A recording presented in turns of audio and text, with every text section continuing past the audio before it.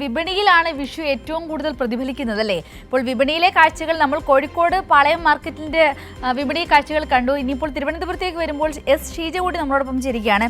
ഷീജയും ഈ പറഞ്ഞതുപോലെ തന്നെ വിപണിയിൽ നിന്നുമാണ് നമ്മളിലേക്ക് എത്തുന്നത്. ഷീജ എവിടെയാണ് എന്നുള്ളത് കൂടി നമുക്ക് നോക്കാം. Sheeja, good morning. വിഷു സജീവമായിരിക്കുന്ന സമയമാണ്. അപ്പോൾ ഷീജ ഇപ്പോൾ ഏത് മാർക്കറ്റിൽ നിന്നാണ് നമ്മളോടൊപ്പം ചേരുന്നത്? എന്താണ് അവിടുത്തെ വിഷു കാഴ്ചകൾ?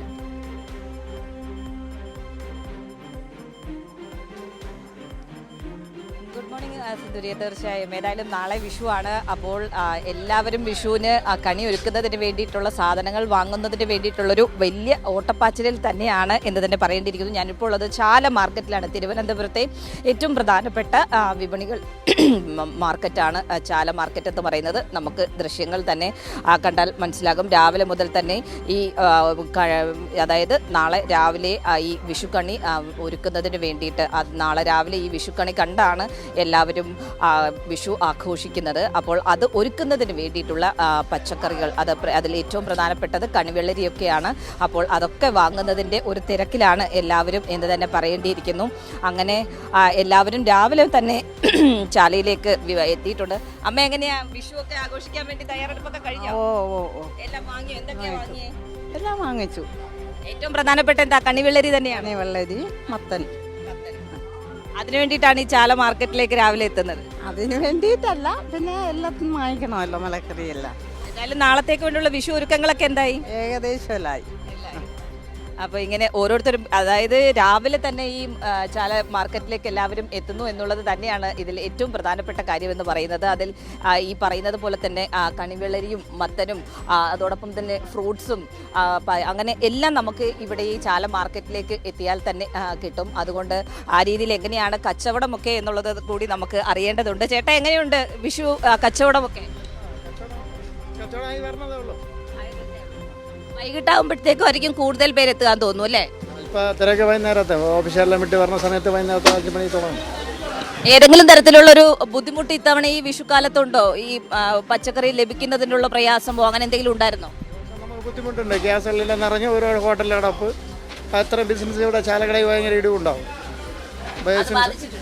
നല്ല ബാധിപ്പാണ്. ബാധി പോകുന്നില്ല.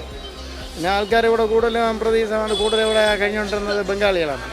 ബംഗാളി, ആസാമുകാർ, ഇതെല്ലാം ഇലക്ഷനുകാർ പോയി. അത് പോയിട്ട് അങ്ങനെയാണ് ആൾക്കാർ മാർക്കറ്റിലെല്ലാം ആൾക്കാർ കുറവായി. പിന്നെ ബാക്കിയുള്ള ഹോട്ടലിലും അടപ്പായി. പിന്നെ ബിസിനസ് ഒരുപാട് കുറവാണ്.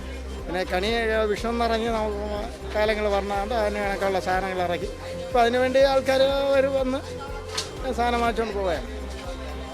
തീർച്ചയായും അതും ആ ചേട്ടൻ പറയുന്നത് സിന്ദൂരി, കാരണം ഈ യുദ്ധത്തിൻ്റെയൊക്കെ ഒരു പശ്ചാത്തലത്തിൽ ഗ്യാസിൻ്റെ ഒരു ഷോർട്ടേജ്, ഗ്യാസിന് ക്ഷാമം ഉണ്ടായി എന്നുള്ളത് വലിയ തോതിൽ ഇവരെയും ബാധിച്ചിട്ടുണ്ട്. കാരണം ഇവരുടെ വിപണിയെ അടക്കം അത് ബാധിച്ചിട്ടുണ്ട്. സാധനങ്ങൾ ഇങ്ങോട്ടേക്ക് എത്തുന്നതിൽ അതിൽ വലിയ തോതിലുള്ള പ്രതിസന്ധി ഉണ്ടായിട്ടുണ്ട് എന്നാണ് പറയുന്നത്. എങ്ങനെയാണ് ചേട്ടാ ഈ ഗ്യാസിൻ്റെ പ്രതിസന്ധി, യുദ്ധമൊക്കെ ഒരു പ്രതിസന്ധി ആയോ ഈ വിഷുക്കാലത്ത്? ഓക്കെ, ആ ചേട്ടൻ എന്തായാലും ആ വിഷയത്തിൽ സംസാരിക്കാൻ ആഗ്രഹിക്കുന്നില്ല. ഏതായാലും അത് പക്ഷേ സാരമായി തന്നെ ബാധിച്ചിട്ടുണ്ട് എന്നുള്ളത് തന്നെയാണ് പറയുന്നത്. ചേട്ടാ, എങ്ങനെയാണ് ഇത്തവണത്തെ വിഷു കച്ചവടമൊക്കെ? കച്ചവടം മോശം, ആളില്ല, വാങ്ങിക്കാൻ ആളില്ല. അതൊന്ന്. രണ്ടാമത്തെ കാര്യം എന്ന് പറഞ്ഞാൽ ഇന്നലെ 550 രൂപയായിരുന്നു ഒരു ബോക്സ് തക്കാളി, 25 കിലോ. ഇപ്പോൾ ഇന്ന് വന്നിട്ട് 850, 870, 250 രൂപ വില, 20 രൂപ കൂലി. ഈ ഗ്യാസിന്റെ പ്രതിസന്ധി വലിയ രീതിയിൽ ബാധിച്ചു. ഗ്യാസിൻ്റെ പ്രതിസന്ധി പരിഹരിക്കാൻ വലിയ ഇതില്ല. പക്ഷേ സംഭവം ഈ പച്ചക്കറി വരുന്നില്ല അവിടുന്ന്. അതാണ് വിഷയം. വെള്ളങ്ങളില്ല, മഴ, ചൂട്, വേനൽക്കാലമല്ലേ, സാധനം വില കൂടി. പൊതുവെ പച്ചക്കറിക്കും വില കൂടി. പൊതുവെ പച്ചക്കറിക്ക് ഇപ്പം 2 ദിവസം കൊണ്ട് നല്ല വില കൂടി. വിഷുവും കാര്യങ്ങളൊക്കെ അല്ലേ, അപ്പോൾ അതാണ്.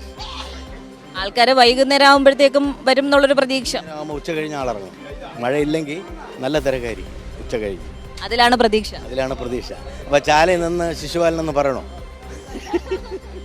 അതെ ചേട്ടാ, നമുക്ക് വേണ്ടി റിപ്പോർട്ടും കൂടി ചെയ്യാമെന്ന് പറയുകയാണ്. ഏതായാലും ആ രീതിയിലാണ് ചാല മാർക്കറ്റിൽ നമുക്ക് കാണാൻ സാധിക്കുന്നത്. മാർക്കറ്റ് രാവിലെ ഏതായാലും സജീവമായി കഴിഞ്ഞിട്ടുണ്ട്. പച്ചക്കറികളെല്ലാം ഇവിടേക്ക് എത്തുന്നുണ്ട്. പക്ഷേ സാധാരണ രീതിയിൽ എത്തുന്നതിൽ നിന്നും അതിലൊരു കുറവ് വന്നിട്ടുണ്ട് എന്നുള്ളത് തന്നെയാണ് കച്ചവടക്കാർ ഒക്കെ തന്നെ പറയുന്നത്. കാരണം സാധാരണ രീതിയിൽ കൂടുതൽ പച്ചക്കറികൾ, പ്രത്യേകിച്ചും ഈ 2 ദിവസം എന്ന് പറയുന്നത് വലിയ ഡിമാൻഡ് ഈ പറയുന്നത് പോലെ തന്നെ കണിവെള്ളരിക്കും മത്തനും ഒക്കെയാണ്. പക്ഷേ അതിൻ്റെ ഉൾപ്പെടെയുള്ള വരവ് അത് ഈ ഗ്യാസിൻ്റെയൊക്കെ ദൗർലഭ്യം കാരണം വലിയ തോതിൽ ഈ ട്രാൻസ്പോർട്ടേഷനെ അടക്കം ബാധിച്ചിട്ടുണ്ട്. അത് വലിയ തോതിൽ തങ്ങൾക്ക് പ്രതിസന്ധിയായിട്ടുണ്ട് എന്ന് തന്നെയാണ് പറയുന്നത്. അതോടൊപ്പം തന്നെയാണ് ഈ ഒരു പ്രതിസന്ധി കാരണം വിലയിലടക്കം വർധനവുണ്ടായിട്ടുണ്ട്. കാരണം 2 ദിവസമായി പച്ചക്കറി വിലയിലും വർധനവുണ്ടായിരിക്കുകയാണ് എന്നുള്ള കാര്യമാണ് അവർ പറയുന്നത്. അപ്പോൾ അതുകൊണ്ട് തന്നെ കഴിഞ്ഞ തവണത്തത് പോലെ ഒരു തിരക്ക് രാവിലെ ഈ ചാല മാർക്കറ്റിൽ അനുഭവപ്പെടുന്നില്ല. പക്ഷേ സ്വാഭാവികമായും മലയാളികൾ ഇന്ന് ഉച്ചയോടുകൂടി തന്നെ ഈ